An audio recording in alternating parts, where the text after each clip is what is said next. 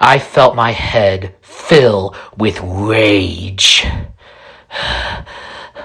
I knew that I had to get Mia now. I was too late to save Jessica from Mr. Louts.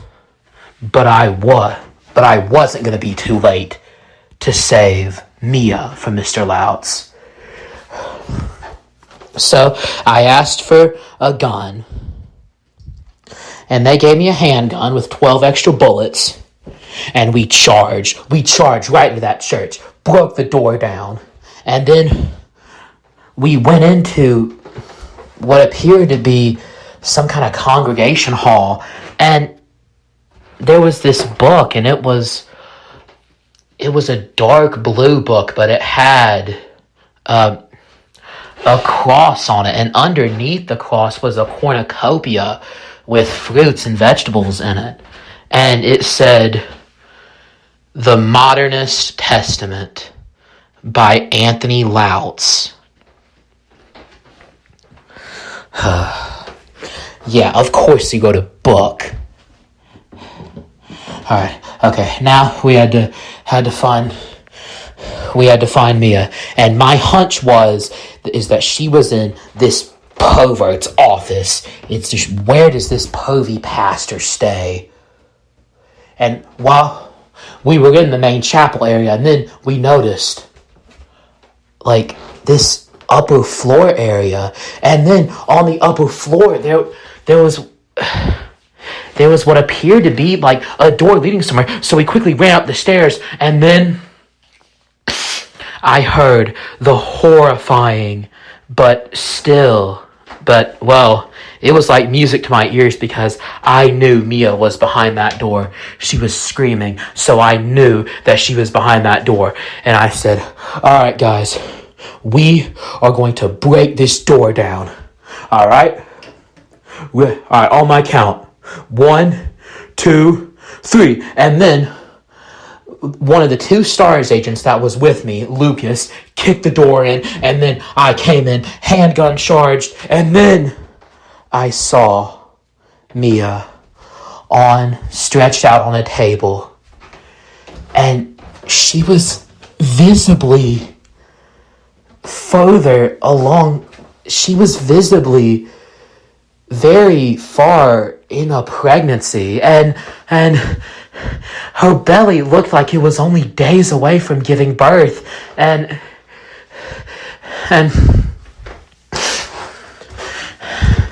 then I noticed. I looked over, and then I saw a giant snake-like dragon erupt from the floor of that office, and it let out a horrifying reptilian gator-like gargle, like, oh. And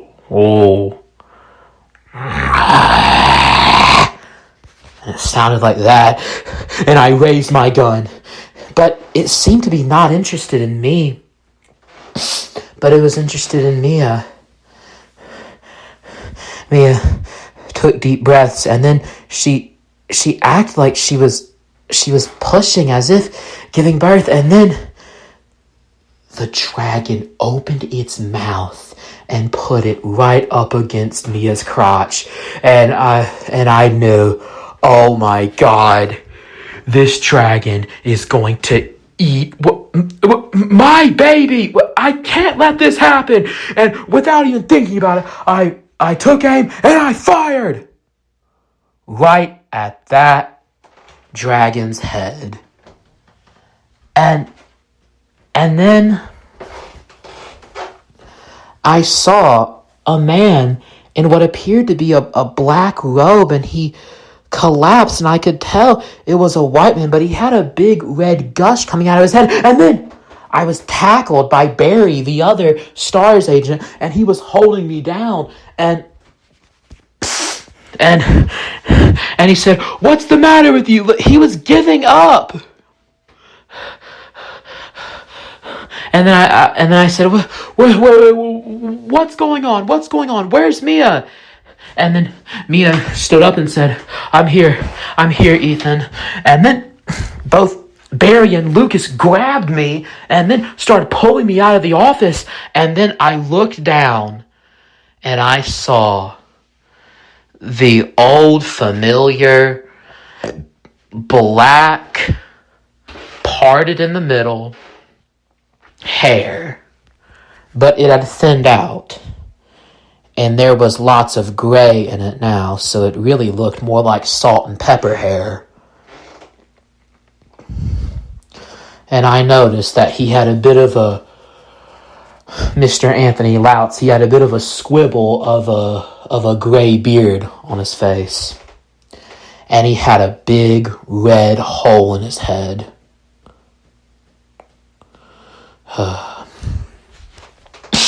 And they dragged me out, and I said, "Wait, what is going on?"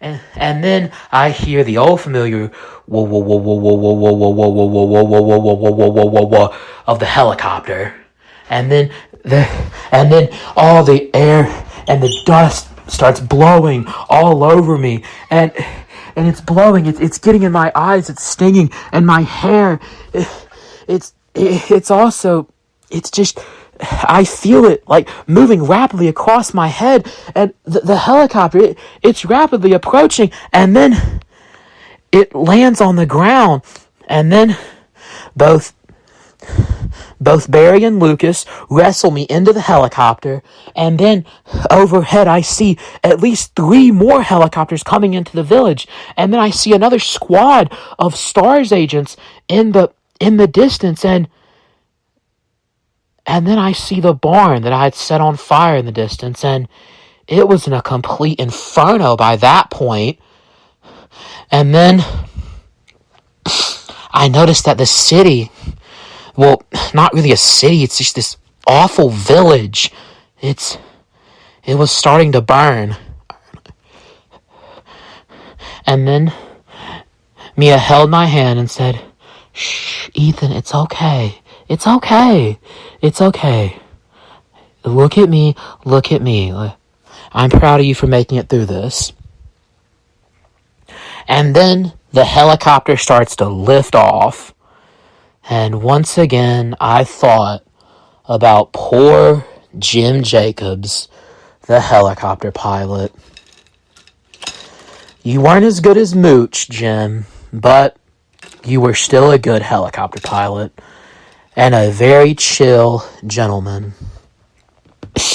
But we were ascending into the sky, and then it was Barry who started telling me the story.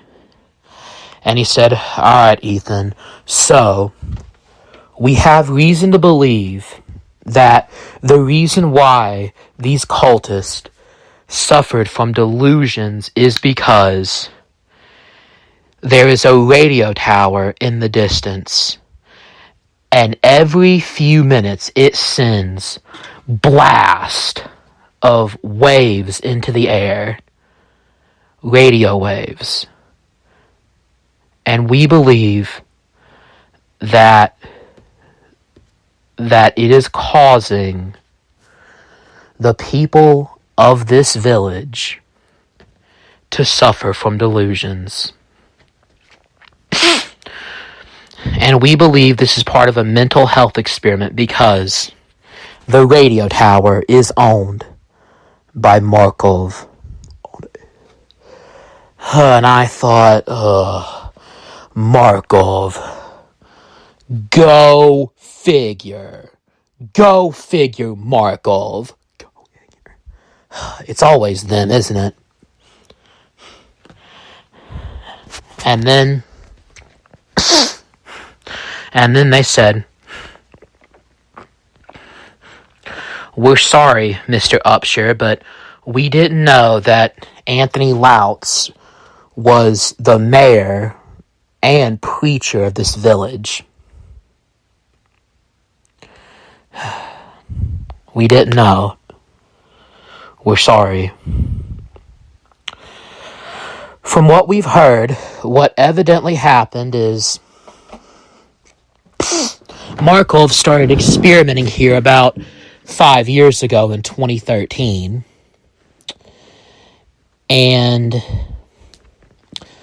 back in 2012, Mr. Anthony Louts had ran for mayor here, and he won. And he became the mayor. And in 2013, Markov started blasting the area with radio waves. And what they aimed to do was control the electrical signals in people's brains, so they could, in turn, make them believe what they wanted to. This is all theoretical, of course, but we already raided the radio station, and after interrogation, that's what they eventually told us. And then it just all went crazy. And in 2014, Mr. Louts published a book, which was the book that we picked up, and it was the manifesto for his new religion. And it didn't do well because it's just rambling. It's not really anything, it's just rambling. And we are so sorry that not only that Mr. Louts did this, but he was, after he sexually abused your friend, he quit teaching and moved to Arizona and started a new life. And he basically got away with it. And then Lucas interjected and said, yeah, but he can't get away with it anymore. He dead now. You put a bullet in his head. Not that I'm complaining.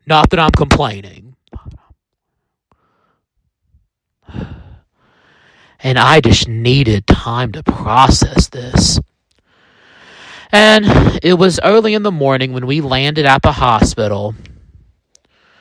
And they treated me for some wounds, although I had very minor wounds because I was in the middle, because I, had a healing factor. But they were concerned about my mental health instead of physical health. So they kept me and Mia together for observation for a couple days. And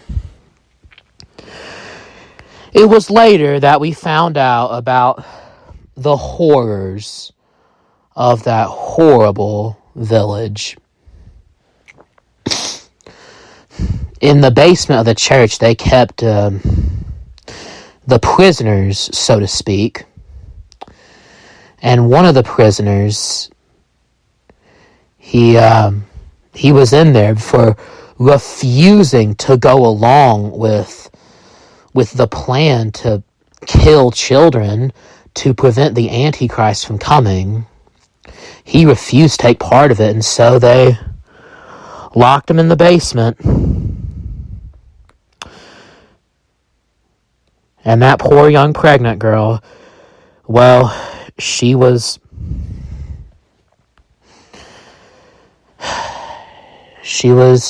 one of the many young women impregnated by Anthony Louts. Also in the basement, there was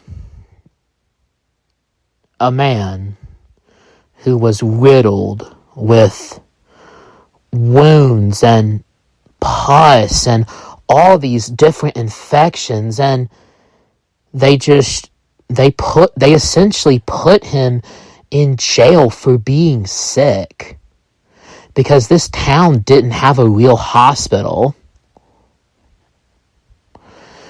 And also, there was a woman there in that basement of the jail, or the basement of the church, which was made into a jail.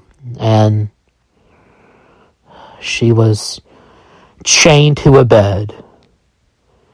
And there were chairs surrounding her. But they weren't there for her to sit on. They were there for the audience to sit on. And she was chained to a bed, and she wasn't allowed to leave. I shudder just thinking about all those horrible things that happened in that village. But that young woman survived, and the sick man, who was also in the church basement, we were able to get him to the hospital. And also, the other young man who was also in the church basement, we were able to get him into the mental hospital.